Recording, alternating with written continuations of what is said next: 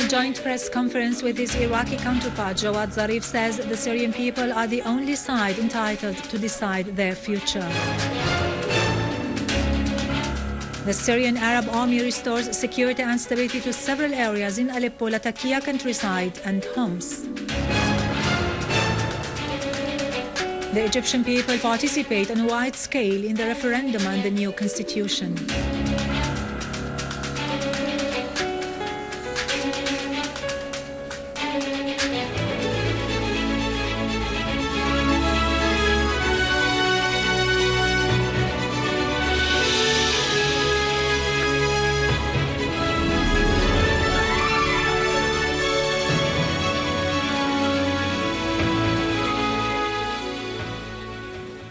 Good afternoon, ladies and gentlemen. This is Yarado Krikorian with the news in English.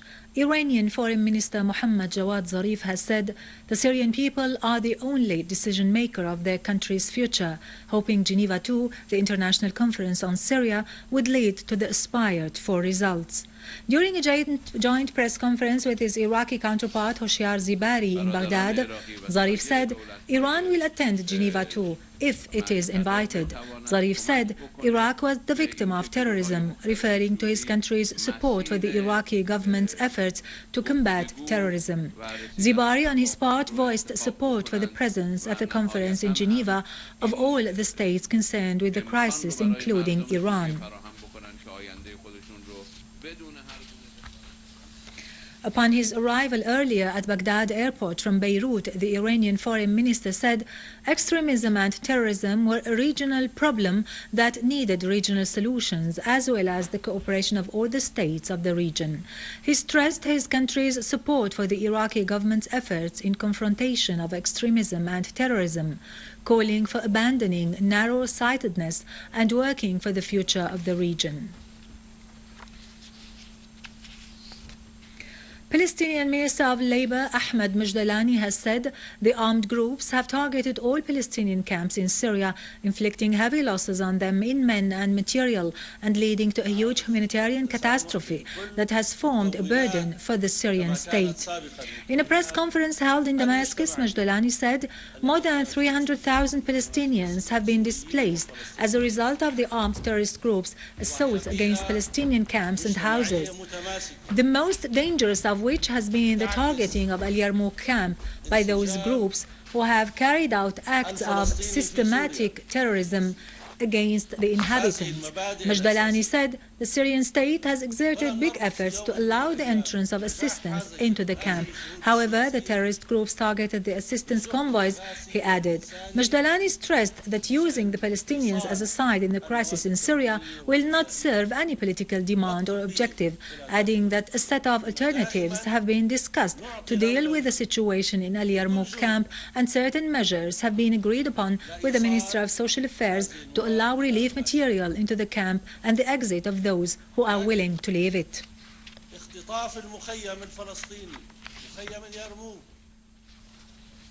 The Palestinian People's Committee in the Palestinian refugee camp of Al Yarmouk confirmed that the armed terrorist groups in the camp have attacked by gunfire a convoy of UN Relief and Works Agency, preventing it from carrying aid to the camp. The committee said that upon the arrival of the aid convoy, which consists of several trucks loaded with tons of food, to the southeastern entrance of the camp, the armed terrorist groups inside the camp shot heavy gunfire, preventing again the new attempt to alleviate the suffering of the people inside the camp after all necessary measures were taken by the Syrian government to guarantee the entry of the food assistance in cooperation with the UNRWA.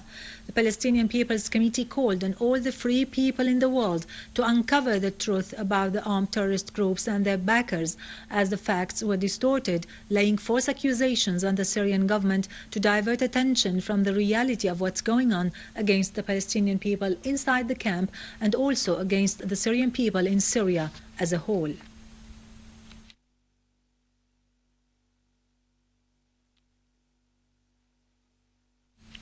Russian Minister of Defense Sergei Shoigu said that last December Russia handed over to Syria combat equipment of high mobility capacity as well as armored vehicles and other means necessary to carry Syrian chemical weapons to Latakia port.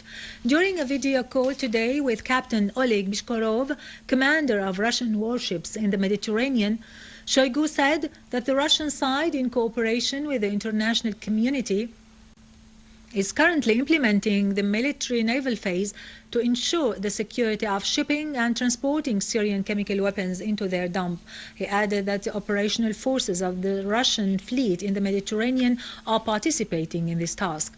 In turn, Captain Bishkorov said that the heavy atomic missile torpedo Pyotr Veliki, which is part of the Russian fleet in the Mediterranean, is accompanying the Danish ship which carries the Syrian chemical weapons into their dump.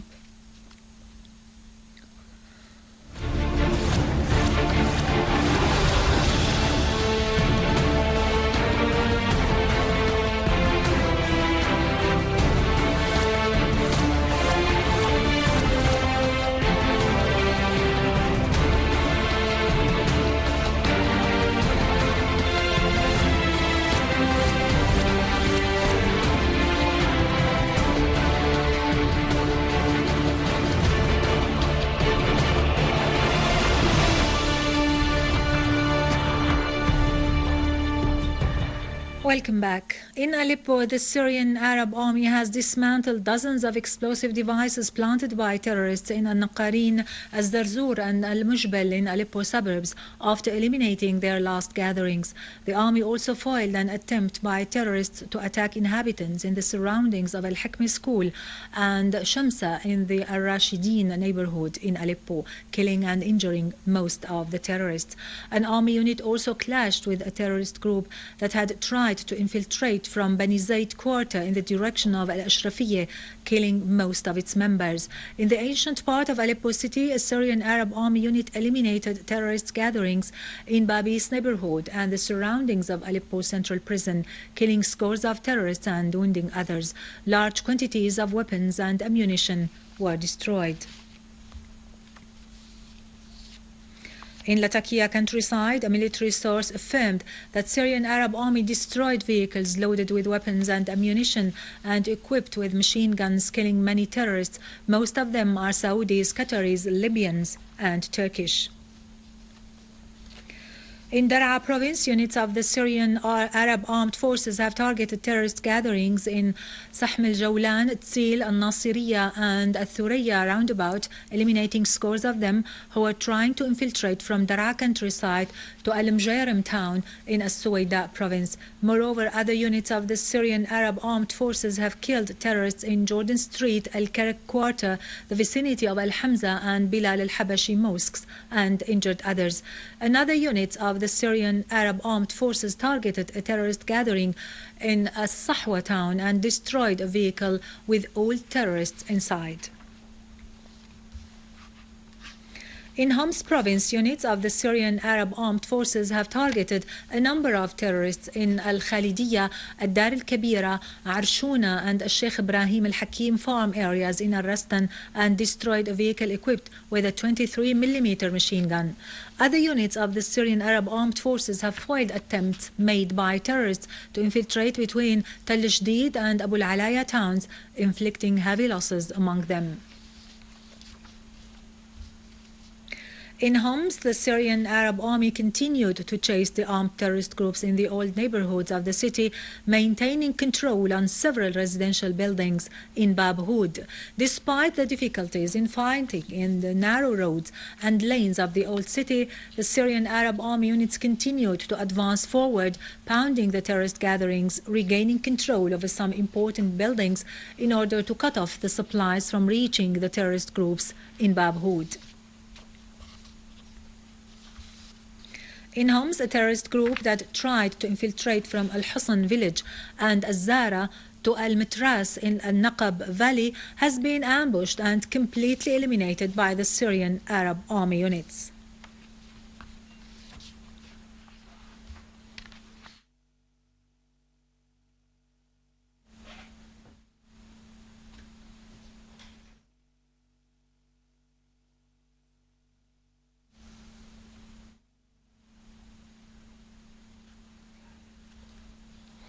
In As-Sina'a neighborhood in Deir ez-Zor, Syrian Arab Army is combing the area, killing many terrorists.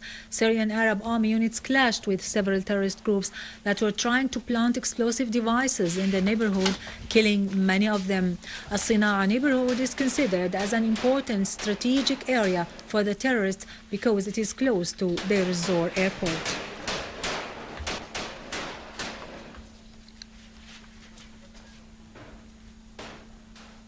Finally, Egyptians started today voting on a new constitution amid heavy security measures.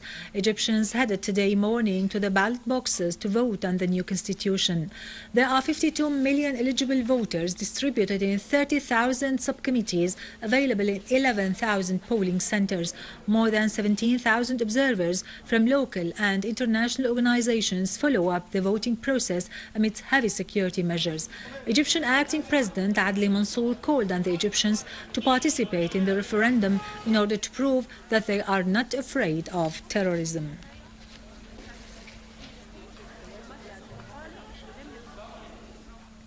With this, we end our news for today. Thank you for watching. For more details about Syria and the region and to view this bulletin again, you can always visit our website in English, syriaonline.sy.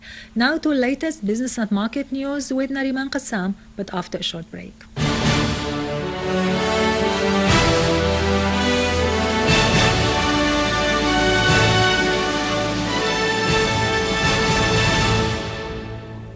Ladies and gentlemen, good afternoon.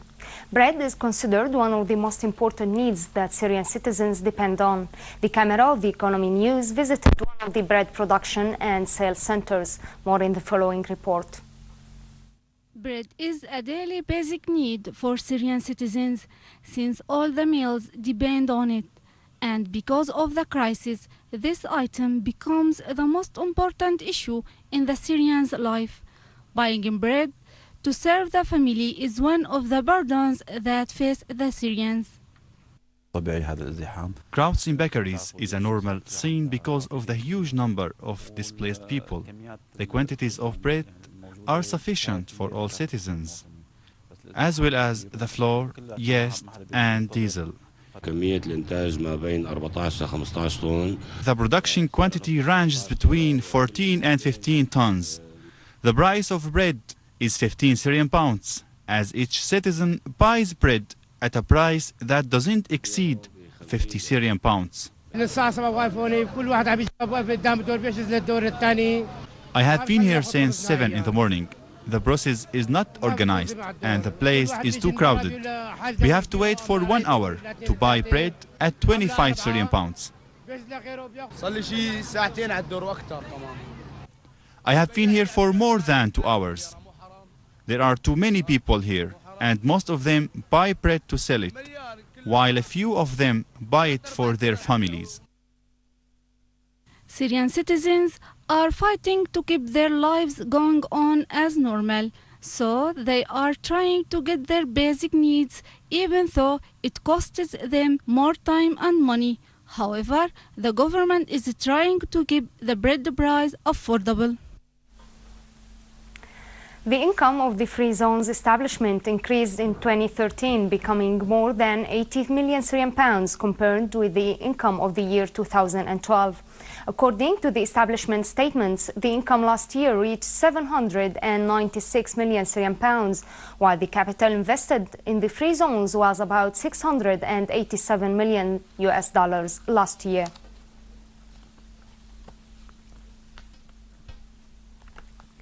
Manager of the conserves company in Damascus affirmed that the company's production has exceeded 2,356 tons, with an implementation rate that exceeded 288 million Syrian pounds last year, adding that the quantities marketed have reached 2,214 tons, worth 241 million Syrian pounds, while the stored quantities approached 60 million Syrian pounds by the end of 2013. Futures of the Brent crude declined 15 cents per barrel in Asia's dealings due to expectations about increasing supports in the markets, as futures of the U.S. crude for February delivery also declined 14 cents per barrel.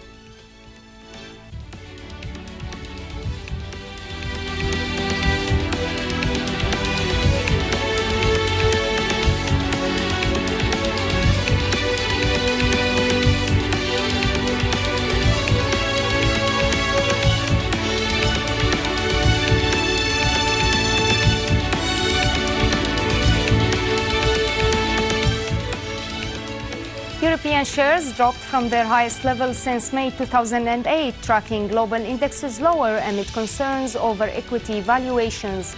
The US index futures fluctuated while the Asian shares fell, with the regional benchmark index posting its biggest loss in more than 3 months, as it paced the largest drop in the US stocks since November, as the Nikkei index has also fell 2.27% in Tokyo Stocks Exchange.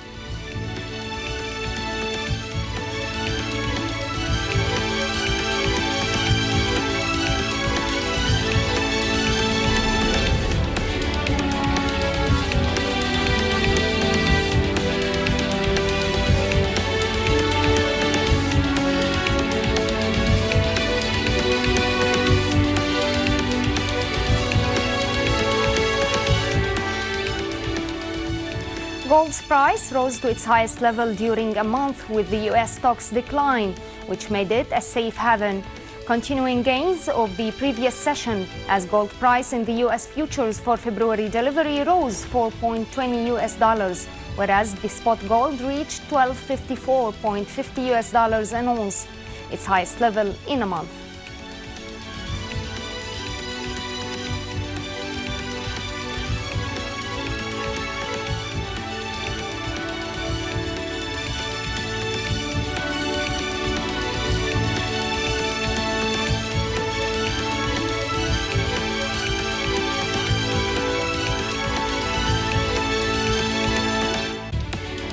The yen fell the most in 4 weeks against the US dollar, after a government report showed that Japan's current account deficit has widened to a record in November. The Japanese currency declined against all of its 16 major counterparts, as separate data showed that the investors boosted holdings of dollar-denominated bond for a 5th month.